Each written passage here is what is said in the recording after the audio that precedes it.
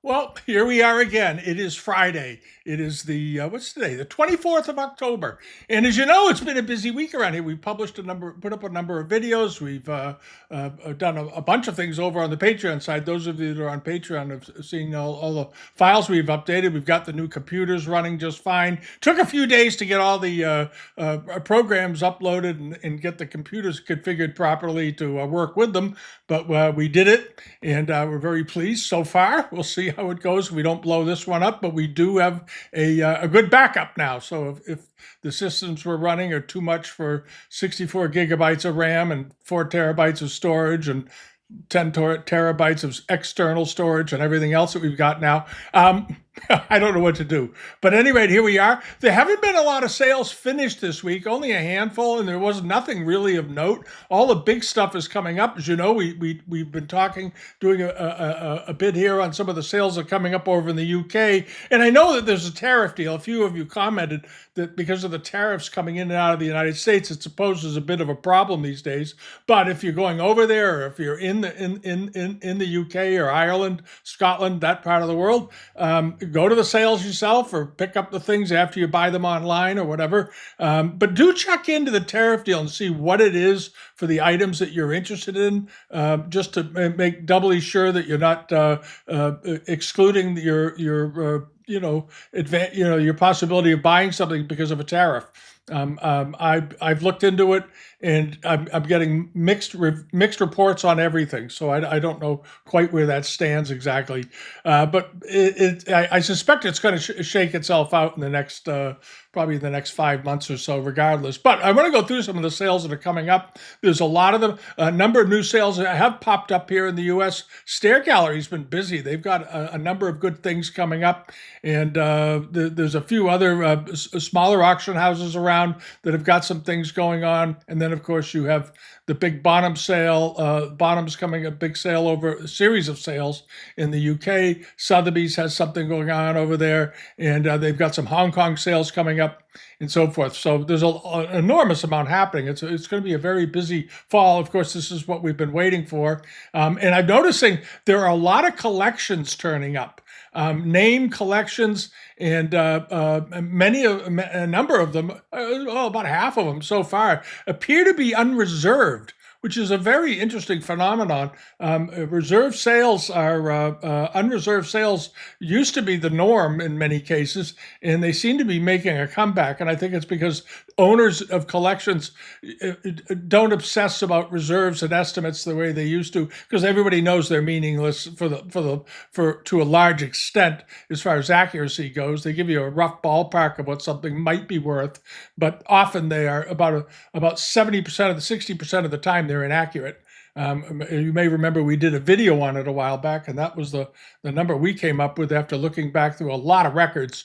And because things are very hard to estimate. That's all there is to it. It's extremely difficult because every item is its own unique thing, and it's the economy's going on, and all kinds of events impact what things realize in the market. All right. So anyway, let's take a look and see what's coming up or what's going on. There's this. This is an interesting thing. Now, I think these are being sold by Litchfield Auction House down in Litchfield, Connecticut, and they have these listed as Japanese ink drawings, watercolors of sea creatures or fish. I don't think these are Japanese. They look Chinese to me. There's no signatures on them. But the workmanship of the painting to me looks more Chinese than Japanese. Those of you that do a lot with Japanese paintings, let me know what you think.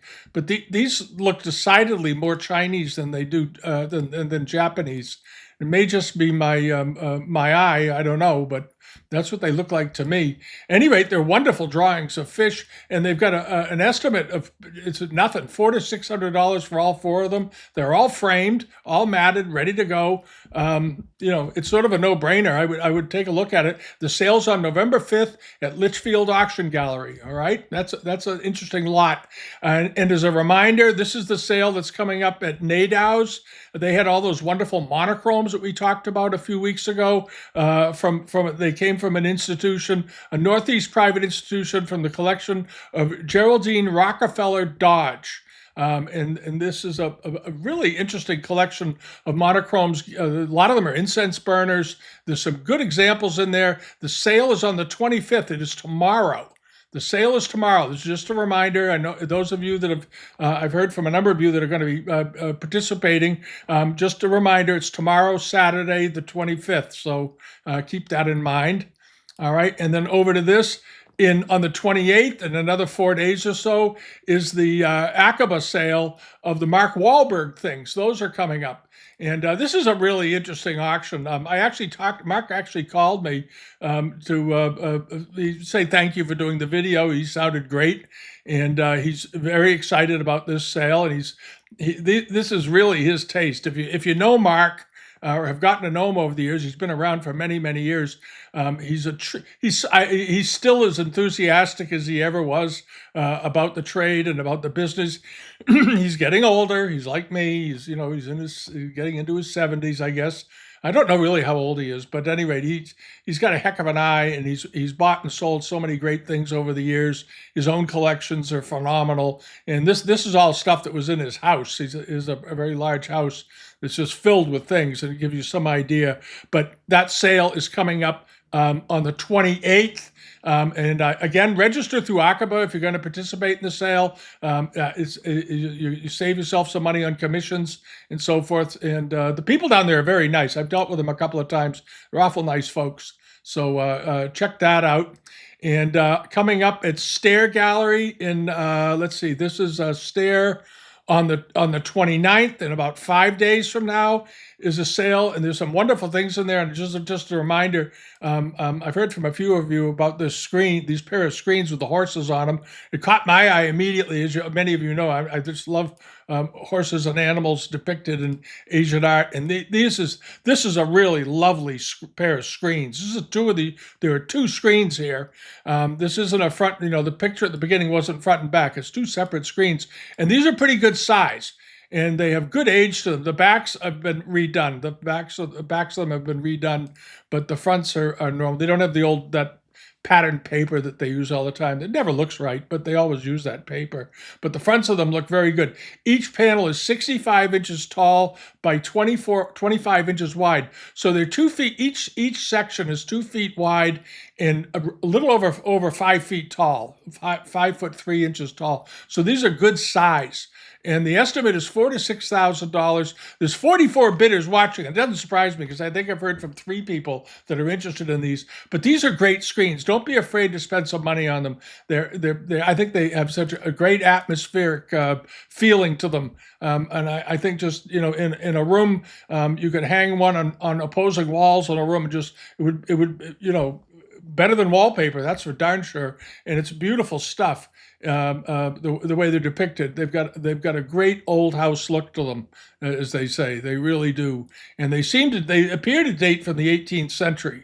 That's Edo period. That's how old they look to me. Let me know what you think about that, but I think they're terrific.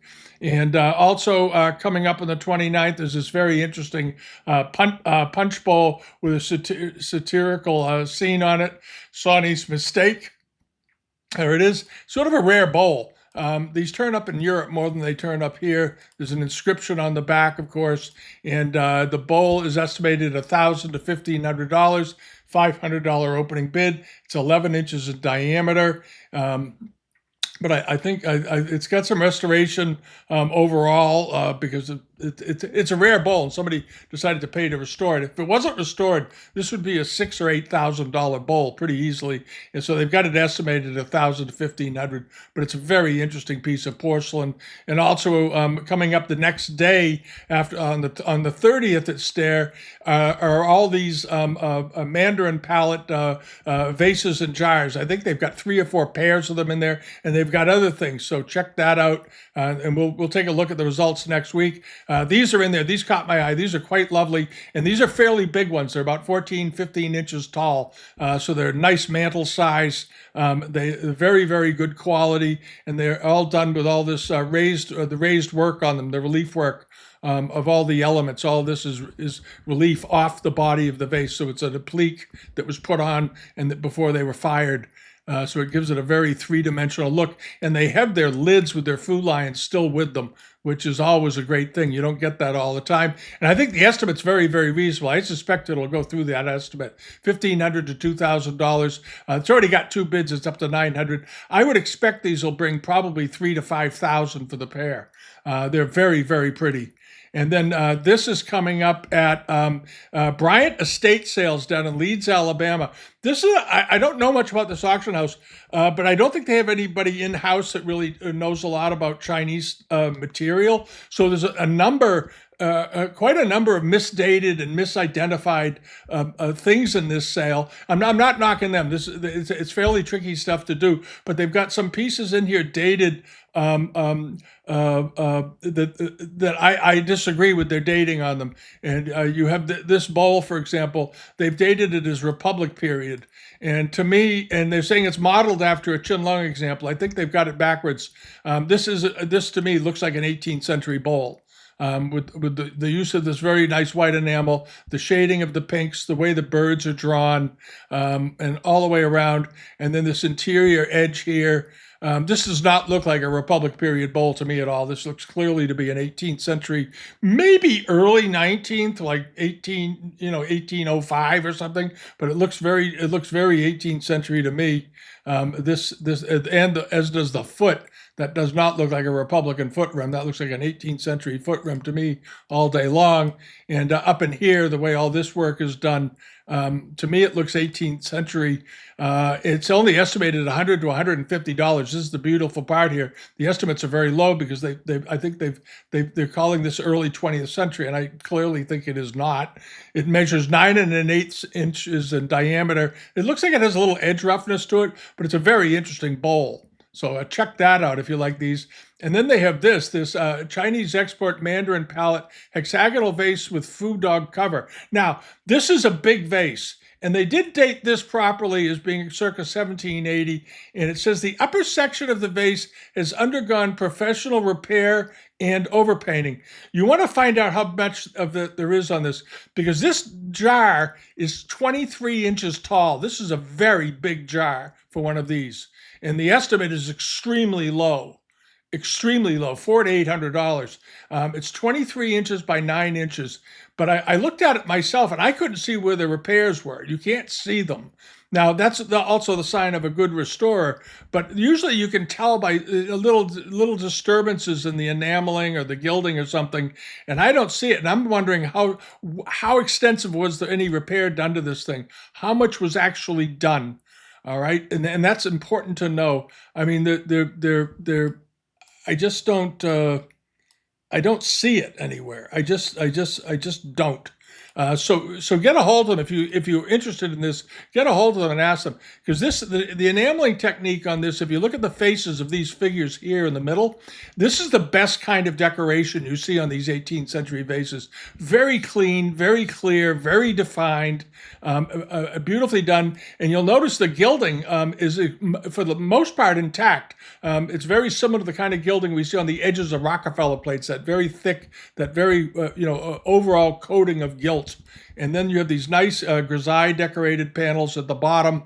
This is a heck of a good looking jar. And I would really be curious to know how extensive the repairs are. They could just be minor edge repairs or something that are completely normal for these. I rarely see one of this size that doesn't have restoration to it. So you of some kind. It's very rare to not see any because it's so big. So if you want this thing or it looks good to you, get a hold of them and ask them, because if the restorations are minor on this, this is probably a minimum $4,500 to $5,000 jar, and these in the past we've seen them sell for upwards of $10,000. This could turn out to be a relative bargain for one of you. It's already got 24 people watching it. The sale is on the 9th of November, and this is Bryant Estate Sales in Leeds, Alabama. All right, and I think there may be some opportunities. They have some things misidentified. They've called this is obviously a Japanese Arita soba cup, but they've got it listed as Kangxi period Chinese blue and white. And the reason they dated it as that is because somebody put old tag on the bottom. what does it say? The Meadley or Hadley Museum, Kangxi period, and they used to spell Kangxi this way, Kanghsi, and of course they haven't spelled it that way in 40 years since they changed the guides on pronunciation. But this was a common mistake back then, that the Japanese blue and white wares would often be confused with Chinese, early Chinese blue and white pieces. And this, of course, this octopus leg pattern is very ubiquitous in Japanese Arita ware. And the interior of the cup, if you go back here, has the very well-known, the sort of miniaturized version of the Three Friends of Winter in the center, which you not always, but often see on these. So, at any rate, but if you like soba cups, it's a good buy, $25. It's a nice one. We have a huge jar in this pattern in the house in New Hampshire. It was broken, and somebody had very carefully glued it back in from about 4 or 5 pieces. But it's a big jar. I picked that up at an auction up there many years ago, just to have as a decoration on a high shelf in the house. And it's about probably, I don't know, it's 17 or 18 inches tall. And I love the thing. I love the pattern. That's why I bought it. It was, how much was it? I think I paid $25 for it or something. It was very inexpensive because of the repairs. But I bought it just because I liked it. All right, now over to this. This is an interesting sale that's coming up. This is at Crescent City Auction Gallery in New Orleans on the 7th of November. If you're a Satsuma buyer, you might want to look at this. It's got the Shimazu Mon on the bottom, but it's very interestingly done. Notice the flat black background around all the immortals. This is a really unusual treatment, and I think it's quite striking. And the chimeras climbing up the side are enormous. Very, very nicely done, though. Very, very finely done, as is the gilding around the necks of both of them. They look to be in very, very good condition, and they're big. They're 15 inches tall, and they are a pair. I think they're very striking looking. They're estimated at $800 to $1,200 with a $750 opening bid, which seems completely in line. All right, so this is a good thing. Before I go any further, on the Patreon side, just today we uploaded a catalog of marks for identifying Satsuma makers. And hold on a second, I want to get that. Hold on. Okay, here it is. And this is over on the Patreon side now if you want it. And it's called the Satsuma database, Marks and Makers. And it's 261 pages of Japanese Satsuma marks. It's the most comprehensive list I've seen. It's extremely good. It's a better list than most of the reference books out there. And if you're a Patreon subscriber, you'll see it. So be sure to get it. There's also you can download a copy to your computer. I set it up so that you could download a PDF version of this to keep on your phone or wherever you are. So if you're out there, you're going to an auction, you're running into a good piece of Satsuma, you can fish through this thing and find the mark. There are a lot of them in here. It's a very impressive list, I must say. So keep that in mind. All right. Now, what else is going on? Oh, this is Material Culture. It's got a nice carpet sale coming up in a few days on the 28th. In about 4 days. And one of the rugs that's in there, I'm pointing this out because as some of you know, a few weeks ago, I bought one of these for a carpet like this, Central Asian Turkoman carpet for my house, actually, as a carpet to go in one of the carpets in our living room, because we have, the way the room is set up, we've got a couple of big rugs in here. This is a nice rug. It's like so many of them. It's got some. It looks like they don't mention it, but it looks to me like part of the outer borders are missing on this. But this rug has beautiful color, very, very nicely done. It's a 19th century techie carpet, very clean, very good looking. I think this is a rather nice rug. There it is. Very, very good patterns on it. Very crisp colors, all natural dyes, no chemical dyes in this rug. It measures 7'4" by 7'8", so it's sort of a neat size. It's pretty much square. The $2,000 to $4,000 estimate with $1,000 opening bid. So if you're looking for a rug like this, because I know a couple of you commented on the one we bought, and you liked it, this is one that's very, very similar, nearly identical. As a matter of fact, in size and in age and everything else. So if you're looking for a rug that you want to to use in a room in your house, you don't want to put it in a high traffic area because they're fairly thin. They're made very thin. They're when they're woven, they're made not even a quarter-inch thick when they're initially made, or maybe it is a quarter-inch thick. They're very thin rugs, but they have a beautiful lustrous wool to them, and feel terrific under your. If you walk around on them in bare feet, it's like walking on velvet. It feels great. Any rate, the 28th of October, they have some other techie rugs and Turkoman rugs in there as well. They have also a bunch of Chinese rugs, and they've got a number of pretty good-looking Tibetan seat cushion mats and so forth, monastery mats. So you might want to check that sale out. This is coming up on the 28th at Material Culture. They're located in Pennsylvania, so you don't have to ship it in. And those of you that are real Turkoman nuts, they have this in here. This is a fragment of a carpet, and this is a really interesting, unusual fragment. I'm not going to go into it because I know a lot of you don't care, but they believe they're indicating they get some sort of techie rug, but it's got Salor. Which are Salor tribes are some of the most desirable Turkoman rugs that there are as far as rarity and value go. And this has Salor elements all over it, primary and secondary gulls, Salor borders, but it's apparently woven more like a techie rug. So it's a bit of a mystery. It's a mystery rug. Evidently, it's been published before in books and research. It's 6'7" by 2 feet wide. So it's a pretty big fragment, but it came obviously from a good sized rug. And there's a large write-up on it underneath here. So if you're a Turkoman rug or a Central Asian textile fan, you might want to go over to Material Culture and check that thing out. I think it's a pretty great object. Something you could hang on a wall. It would look great on a wall like a tapestry. All right, and then over this Thursday morning at Stair on November 8th, they've got another bunch of things coming in that all look very, very nice. This is mostly export wear, and we'll go through a few of them just so you get an idea. They have this very nice 18th century China trade porcelain watch case. This was something that at night when you took your pocket watch out, you would lift the lid off this thing, and you could hang your watch down and have the face of the clock of your watch while you're not wearing it would be in here. And it's sort of a nice little thing. And it was like a little table clock to have in your bedroom or wherever you wanted to have the watch kept at night. Usually it was in the bedroom. And these were made for that purpose only. This is all, they were for wealthy people. You don't find these in the typical China trade collection. But this has very, very pretty and apparently in very good condition relief work floral motifs all over it. It looks like it might have a hairline in the back. You want to check that out.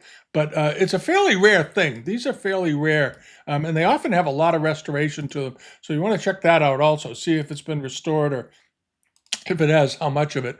But the enameling on it looks quite good. And as I said, it's a rare form. These are pretty rare. And the estimate's very modest, $400 to $600, $200 opening bid. They came from the collection of James Labau, who was the Pound Ridge dealer for many, many years. He handled some awfully good porcelain. He bought all over the world. He had a legendary shop. He did a lot of shows. And I met him once or twice. I didn't know him terribly well, but I did meet him. And but people liked Jim. People always spoke very highly of him. He was enthusiastic about everything. All right, and then also in the sale is this. This is also at Stair. I have to keep checking to make sure I have the right things. On November 6th, all right, is this big set of the Chinese export in English blue and white porcelain part service. Now, I don't see a lot of English pieces in here, but I think maybe this one in the middle is. But for the most part, it all appears to be Chinese. You want to find out. This might be English here at the bottom. This big rectangular platter, but the rest of them. This is a Fitzhugh platter up here at the top. This is a beautiful service, and it's funny. Somebody said to me a while ago. They said, well, these big services. What do you do with them? Use them. All right. If you go to a department store and buy a nice dinner service, you're going to pay $200 a plate, $300 a plate for brand new porcelain. All right. If you've been looking for a really nice dinner service, a really nice porcelain, something elegant to enjoy, when you have company, the holidays are coming up. You know, China trade export porcelain from the 18th century and the early 19th century. The very finest pieces now can often be bought at a better price, a more reasonable price than brand new things that aren't worth anything 2 hours after you buy them. I tell people, buy the antiques. They're just as well or better made. They tend to be thicker, heavier, and stronger. And if they don't have a lot of gilding on them, the simple blue and white ones like this, you can put them in your dishwasher. They're perfectly fine. They're not going to bother them. And here you have an entire service of how many pieces is this? Good Lord.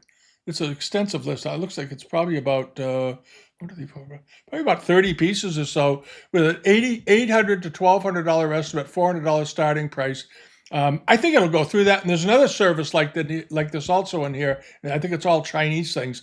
But I thought this was sort of interesting. Somebody mixed and matched and built up a set mixing the originals from China as well as some English copies that were done at the same time as they were bringing them in. The British were copying them. So it would make for a very interesting dinner service for your own house. All right. And then hopping along over to this sale. This is Adams over in Ireland has a sale coming up. And they've got some good things in here, but they also have some pretty worrisome things, in my opinion. So you want to be a little bit careful at Adams, just a little bit. Some of the pieces I think they've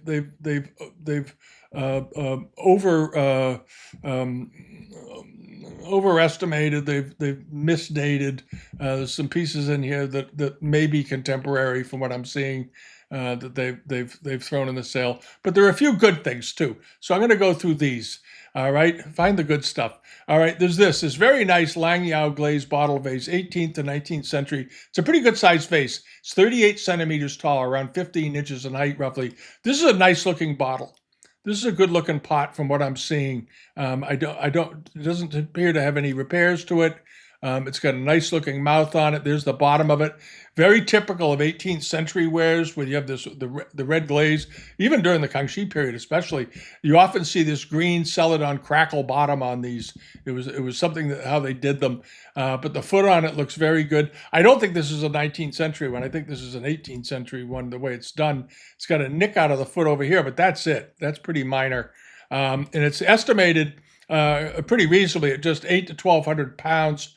Or 8 to 1,200 euros, I guess it's in Ireland, with a 400 euro opening bid. But it's a nice looking thing and it's big. All right. So if you're over there, you want to look at that.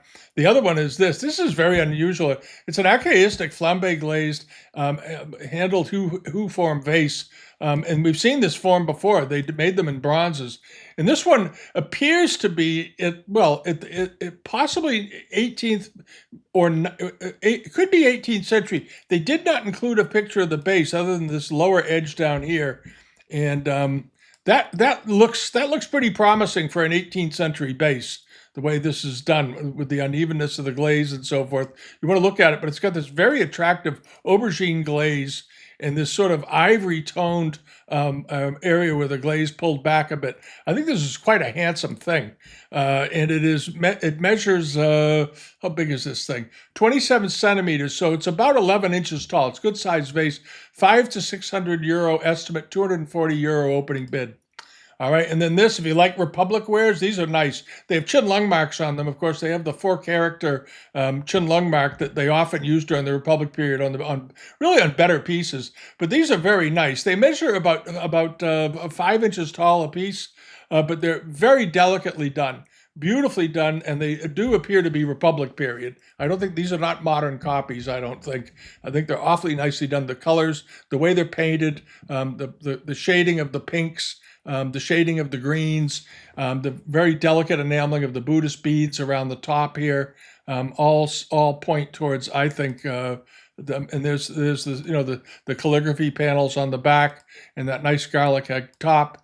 Here's the foot rim. You see a little bit of roughness on around the edges of the foot, and this toning down in here. How it looks. It looks absolutely fine as a Republic period pair of vases. And their estimate is again 8 to 1,200. This seems to be one of their favorite estimating ranges, I guess. 8 to 1,200 euros, 400 euro opening bid. These could do a little better than that. These could bring $1,500, $1,800 because they're so pretty. They are a pair, and they'll be quite thinly potted too. These are usually fairly thinly potted, but very nice. And then there's this. It's very nice amber glazed, probably Ming Dynasty incense burner of a shishi, a Fu lion. He's got a good facial expression. It's very nicely detailed. It's got a good modeled amber glaze running around on it. It's very, very similar to the bronzes they did during the late Ming Dynasty as well. You've seen them around. They're fairly good size. And here's one done in pottery, which I think is very, very nice looking. All right, there's that. They don't show a picture of the bottom. I wish Adams did because I'd rather see the bottom than the top sometimes. But this one looks like a nice piece. 5 to 800 euro estimate, 240 euro bid. This I think is a very nice thing. It's nearly 8 inches tall. It's 18 centimeters in height, so it's about a little over seven and a quarter inches tall. But it's a nice looking example. And again, not a big deal to ship if you're in the EU or you're bringing it, shipping it into London or something like that. It wouldn't be that big a deal. All right. And then over to this. Now there's some Korean pieces in here. This caught my eye. This is a nice piece of Korean, and they're dating it as 19th century. For some reason, they think this is Joseon period. I don't agree with that at all. To me, it looks very clearly to be a Goyo example. It's been made into a mizusashi, which is very common with these when they were sent over to Japan, because the Japanese, as you know, imported lots of Korean wares as well as Japanese wares for tea ceremony. And this is a very nicely done, incise decorated. It's got some crackle to it. Jar.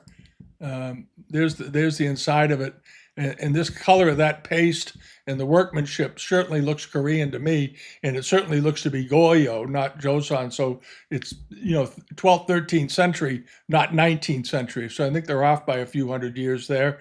It measures 13 inches high, so it's about 5 inches in height. It's a nice size thing, 28 inches in diameter. It's a pretty good size thing. If you're a Korean celadon buyer or a Korean porcelain buyer, you want to look at this. There's the bottom of it.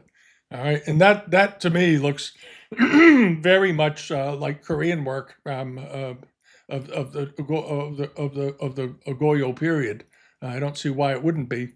Any rate, the estimate is for peanuts, 5 to 800 euros. And it has a old gilt kintsugi repair from its time in Japan. Also in the sale is this very nice bottle vase, pear-shaped bottle vase with the dragon on it. Probably late 18th, early 19th century. It's got a nice crackle in it. It looks to be in pretty good shape. I don't see any damage to it at all. Nice example. There's the bottom of it.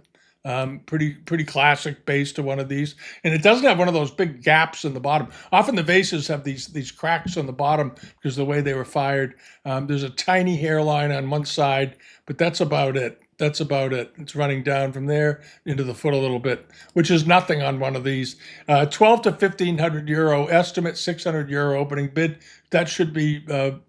It should do a little better than that because it's fairly good size. It's 35 centimeters in height. So it's about 14 inches tall, roughly. 14 inches tall, exactly. So don't be surprised if it goes to 2,000 or more euros, but it's a good looking piece. And then this is something you need to look into. This does appear to be a Joseon period summer grass and flower vase. And if it certainly looks good to me, and 18th or 19th century. And if you look up the prices on what these things have brought in the past, it's a lot more than their estimate, um, by multiples of 10. So let's see where that goes. All right, they've got an estimate of 3 to 5,000 euros, 1,500 euro opening bid. Get a condition report though. Be sure to get condition reports on these. And there may be a reason why they've given it such a modest estimate, but this is an extremely modest estimate for what this is if it's intact, and it is what it appears to be. I think, and the other pieces all look fine, so I have no reason to. I think they got into a house that had some good Korean ceramics, and I think it appears they missed the estimate on this one. So it could be a bit of a sleeper. So we'll come back and revisit. I'll mark it there and put it up in my save list, so I go back and check on it. This sale is on the 12th of November. All right. They have this very nice tripod flower, lion head handled jardiniere. They're dating it as 19th century or mid Qing. That's how they dated it. It looks like an 18th century one to me, but very, very pretty colors. One of the feet has been repaired because it's a tripod, but that's not a big deal if it's been restuck, because the people I think are more surprised when the feet haven't been knocked off after a few hundred years than if they're actually intact. But at any rate, this is a nice looking thing. And if you like rare forms, this is a pretty rare form. The estimate is very reasonable: 800 to 1,000 euros. The 400 euro opening bid. Again, this seems to be they like to 800 to 1,200. These are very pretty though. I don't. Maybe this is sort of their automatic estimates for everything. Qianlong period bowl, charger, and bowl. Now these are pretty good size. These aren't cups and saucers. The bowl is 10 inches in diameter, and the platter is bigger. The platter is 39 centimeters. So the platter is about 15 inches. So this is a pretty big set. Has beautiful colors. This is the one that has the phoenix in the center, or the peacock in the center, and then you have all these beautiful flowers. In this is early Qianlong, late Yongzheng period. And I noticed something really nice about this. The bowl has a black and gilded animal scenes going around the outside. Here you have the pairing of the spotted deer, and here you have a spotted deer, one of those recumbent underneath some blossoming flowers, and hints of red. And it's very elegantly done. This is a really elegantly done bowl with an under tray. I'm not convinced that the under tray goes with it. I think they look good together, but they clearly don't match. But they're just saying a bowl and charger, but they would look nice displayed together because the colors are all very sympathetic to one another and so forth. But this is a good looking. I think this is a nice opportunity. To me, the charger looks like it's probably worth $600 to $800. They're estimating both at 8 to 1,200 euros with a 400 euro opening bid. That seems like sort of a no-brainer. If you like good famille rose, you might want to chase that. And then there's this very interesting pair of saucers. They appear to be Republic period, but this is the Jiazi Duo Fu Duo. It's on the back of the plate. It's always in a double gourd like this, and it's basically a wish for lots of children, and it sort of goes to that the 100 boys motif idea again. But these are beautifully done.